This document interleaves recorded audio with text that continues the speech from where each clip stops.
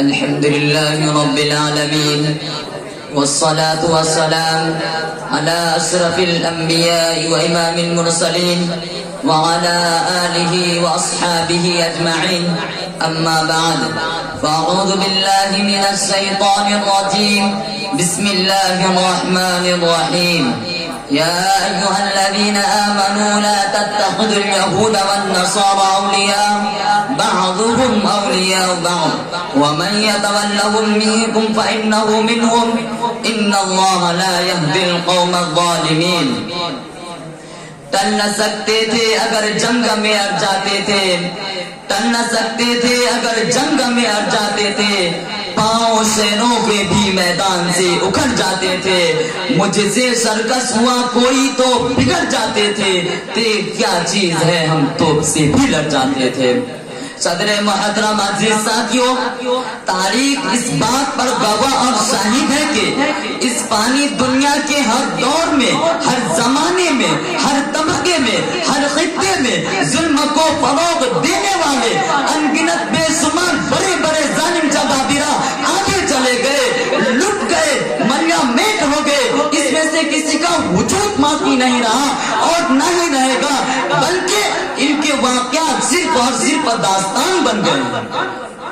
ہر ظالم نے اپنا وجود اہل ایمان اور مسلمانوں سے الجھ کر یہ کھویا ہے اور تا قیامت کھوتے رہیں گے. فرعون ہو یا نمرود، ابو جہل ہو یا ابو لہب، سب کے سب ایمانی طاقت سے ٹکرا کر پاس پاس ہو گئے اور واصل جہنم ہو گئے. اب کم وقت موت سے خائف دوگلے اسرائیل کی باری ہے، جو کہ غزہ کے مسلمانوں پر ظلم کے پمار توڑ رہا ہے اور ظلم کی ٹہنی کو پھیلاتا جا رہا ہے. اور ایسا ظلم کہ اگر پہاڑوں کو جگر ہوتا تو بڑی گناہ تھا، وہ بھی سب ہو جاتے. اگر درختوں کو حقیں ہوتی تو عجب نہ تھا، وہ بھی آنسوؤں کا دریا بہا دیتے. اگر زمین کو زبا ہوتی تو کیا عجب تھا کہ اس کی نالا و بنیاد سے کل ارض میں کوہرام برپا ہو جاتا. اور اگر درندے ان انسان نما درندوں کو دیکھ لیتے تو شاید وہ بھی شرمسار ہو جاتے اور درندگی میں سرجوبیوں اور ان کی محبت کرنے والوں کی بالادستی کے سامنے ہتھیار ڈال دیتے. ان خون آسامی اور ظلم و بربریت، قتل و غارت گیری کی وجہ سے جو اس وقت غزہ میں جاری ہے، جس کو سالہ سال سے اسرائیل کے نام و نہاد بے حمیت و تحیبت زمین فروش اور منافق نام و نہاد مسلم حکومتوں نے ایک ایسا قید خانہ تبدیل کر رکھا ہے جو بنیادی ضروریات سے بھی محروم ہے. محترم حضرات، غزہ کی حالیہ حالات سے کون بے خبر ہے؟ سبھی کے دل بس مردگی کا شکار ہے، اور کیوں نہ ہو جبکہ غزہ کا حال اشکبار ہے. ملک شام آنکھ میں بکا کر رہا ہے، مدد و نصرت کی صدائی دے رہا ہے. اپنی بے چارگی و بے بسی سے مسلمانوں کے آنکھوں کا سیلاب ابھر رہا ہے. ملک شام کا گوشہ گوشہ، چپا چپا بے گناہ مسلمانوں کے خون سے بھرا پڑا. مسلمانوں کی زندگی سسک گئی ہے، عصمت و عفت کے دامن کو داغ داغ کیا جا رہا ہے.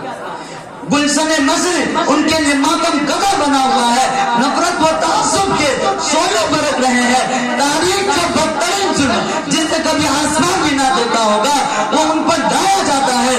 دنیا جانتی ہے کہ 20ویں صدی کے وسط سے پہلے اسرائیل نام کا کوئی ملک نہیں تھا، لیکن آج اسرائیل اور امریکہ ملک شام کو اپنا وطن بنانے پر تلا ہے.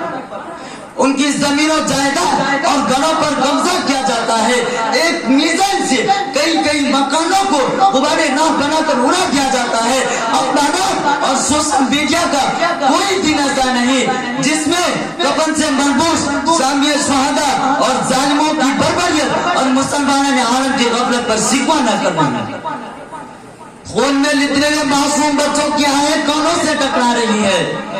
سلامتی غزہ کے ان مجاہدین پر جنہوں نے اپنے اسلام کی سلامتی غزہ کے ان مجاہدین پر جنہوں نے اپنے لہو سے اسلام کی صدر طیبہ کو سیکھنے کا عزم کر رکھا ہے.